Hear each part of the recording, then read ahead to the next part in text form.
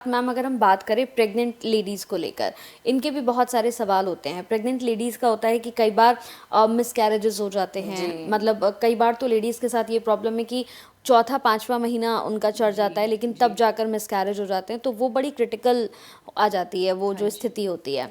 तो एक तो आप बताइए कि ये किस भाव से देखा जाता है कि मिसकैरेज की संभावना आती है आपके साथ।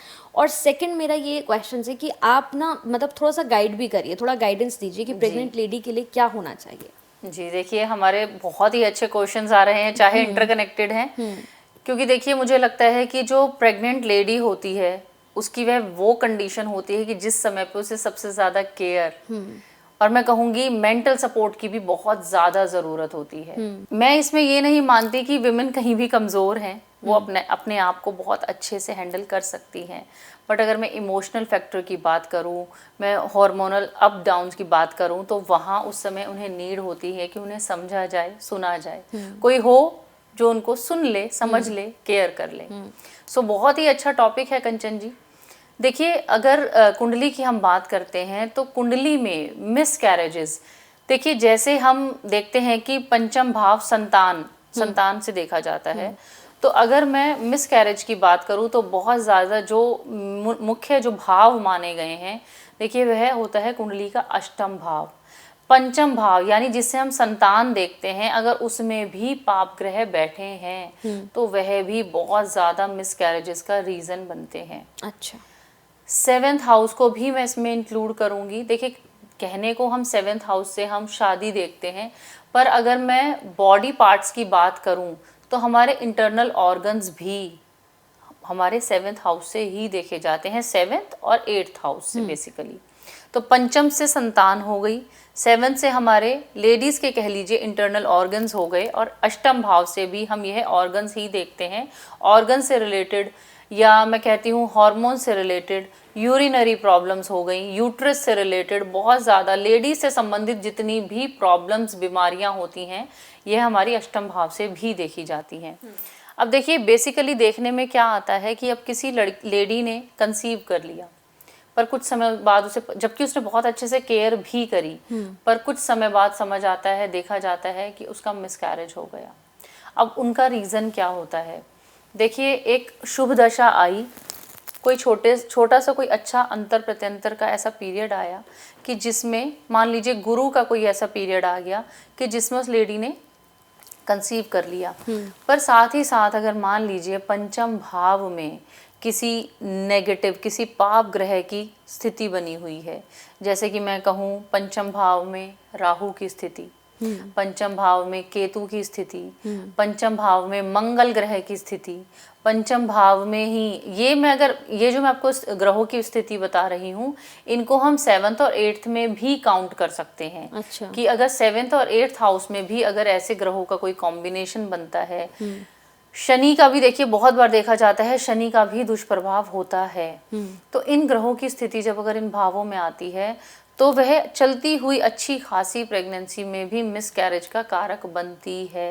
अच्छा। क्योंकि देखिए मंगल भी पाप ग्रह हैं, राहु बेसिकली क्या करते हैं, जैसे मान लीजिए चलो अगर हम मिसकैरेज की बात नहीं करते और हम बात करते हैं डिलीवरी की भी, तो डिलीवरी के समय पर भी बहुत बार कहते हैं ना, देखिए उस बेचारी माता ने बहुत ज़्यादा कॉम्प्लिकेशंस झेले, तो वह बहुत बड़ा कॉम्प्लिकेशन का रीज़न राहु ग्रह बनते हैं। अच्छी खासी चलती हुई प्रेगनेंसी में अचानक से आपने बहुत बार सुना होगा कि बच्चे का कॉर्ड गले में अटक गया, अभी सर्जरी करनी पड़ेगी, बच्चे ने कुछ अंदर यूरिन पास कर दिया है, अभी सर्जरी करनी पड़ेगी। देखिए सर्जरी करना कुछ गलत नहीं है, वो अपनी अपनी लोगों की चॉइसेस होती हैं, बट कॉम्प्लिकेशंस के साथ चीज़ें होना वह यह पाप ग्रहों के कारण ही होता है। पंचम भाव में केतु की स्थिति, सप्तम भाव में मान लीजिए मंगल केतु की स्थिति आ गई, अष्टम भाव में मंगल की स्थिति आ गई या राहु की स्थिति आ गई, और वह लेडी प्रेग्नेंट है, तो ऐसे में और उसी तरह की उसको दशाएं भी मिल रही हैं, तो ऐसे में देखा जाता है कि उस जो वह स्त्री है उसका बहुत बार मिसकैरेज भी हो जाता है। अगर मिसकैरेज नहीं हो रहा है, प्रेगनेंसी नॉर्मली चली आ रही है, हेल्थ इश्यूज हैं, कॉम्प्लिकेशंस हैं, तो फिर वह डिलीवरी के टाइम पर कई बार सी सेक्शन से बेबी होता है। अच्छा। कई बार देखिए सी सेक्शन होना it's okay, but C sections के साथ बच्चे का ऑक्सीजन लो जा रहा है या माता को कष्ट हो रहा है। कई बार आपने बहुत बार आपने सुना होगा कि ऐसा कहा जाता है कि इतनी ज़्यादा कॉम्प्लिकेटेड सिचुएशन हो गई है कि बच्चे को बचाया जाए या माता को बचाया जाए। बिल्कुल। तो यह पाप ग्रहों का असर ही पाप ग्रहों का असर ही उस व्यक्ति यानी उस स्त्री को बहुत बार डिलीवरी के टाइम पे या प्रेगनेंसी के टाइम पे मृत्यु तुल्य कष्ट भी दे देता है। जैसे मान लीजिए किसी की चार्ट में, जैसे मैंने एक तो मंगल केतु का कॉम्बिनेशन आपको बताया, राहु शनि का कॉम्बिनेशन भी पंचम में बन रहा है, अष्टम में बन रहा है, यह भी सर्जरी करा देता है।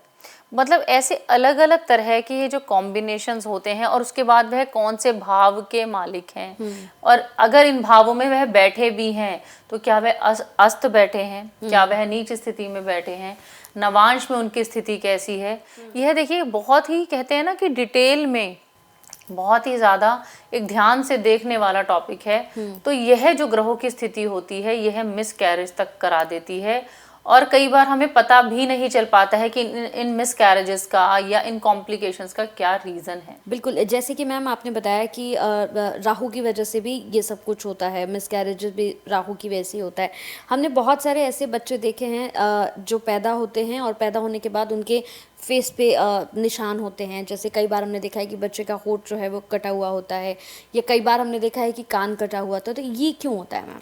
देखिए इसका भी मैं कहूँगी कि बहुत ज़्यादा जो इम्पैक्ट होता है इसमें भी देखिए बहुत सारी डिटेल्ड चीज़ें हैं कंचन जी। जैसे आपने बात करी कान कटा हुआ या लिप पे ऐसे कट लगा हुआ है, तो हम ऐसे में देखते हैं कि या तो ऐसा तो नहीं था कि जब वह लेडी प्रेग्नेंट थी तो क्या पता उस समय कोई ग्रहण पड़ा हो, क्योंकि देखिए ये प्रूवन है, यह प्रूव हो चुका है कि ग्रहण के समय ऐसे बहुत से सर्वे होते हैं कि ग्रहण के समय जिन प्रेग्नेंट लेडीज़ ने अपनी केयर नहीं करी, या सूर्य ग्रहण के समय, चंद्र ग्रहण के समय वह बाहर निकली हैं, या उनकी प्रेगनेंसी पे इसका असर आया है, तो ऐसे में भी देखा जाता है कि बच्चे का कोई अंग कहीं पर कोई कट लगा हो, कहीं पर कोई ऐसे कोई निशान आ गया, या कोई ना कोई ऐसी परेशानी उस बच्चे में या उसकी हेल्थ में देखी जा सकती है। दूसरा मैं कहूँगी, देखिए कंचन जी, क्योंकि मैं हमेशा से कर्मा पे बिलीव करती हूँ, पंचम भाव से ही हम संतान देखते हैं, पंचम भाव से ही हम पूर्व जन्म के कर्म भी देखते हैं कि आप क्या कर्मा करके आए हो, क्या आपको कुंडली मिलनी है, क्या आपको दशाएं मिलनी है, कैसा आपको घर मिलना है, कौन आपको माता पिता मिलने हैं, यह सब कुछ आपके पूर्व जन्म के कर्मों पर, यानी कि आप जो साथ में संचित कर्मा लेकर आए हैं उस पर भी डिपेंड करता है। हो सकता है कि जैसे आपने कहा कोई कट इस तरीके का मुंह पर आ गया। कई बार होता है कि यदि जो उस बच्चे की कुंडली बन रही है, यदि लगन में केतु आ जाए, उस बच्चे के खुद के बर्थ चार्ट में अगर लगन में केतु आ रहा है तो वह फेस पर इस तरीके के कोई निशान दे देता है, कोई कट दे देता है। कई बार होता है कि छोटी मोटी बच्चा हुआ, उसकी कोई छोटी मोटी सर्जरी करनी पड़ गई, एक तो लगन में केतु के कारण, दूसरा जैसा कि मैंने बताया पूर्व जन्म के कर्म, हो सकता है पिछले जन्म में आपने कुछ ऐसे कर्म करे हों, आपने किसी माता का अबॉर्शन करा दिया हो, आपने किसी बच्चों को, कोई बोलते हैं ना, कोई कष्ट पहुंचाया हो, कुछ ऐसा आपने कर्मा किया हो जो वह बेबी जो बच्चा जो पैदा हुआ है उसने ऐसा कोई कर्मा किया हो जिसका वह जन्म के समय से वो अपना उसको साथ लेकर आया है। यह बहुत बड़े रीजंस बनते हैं इन चीज़ों के।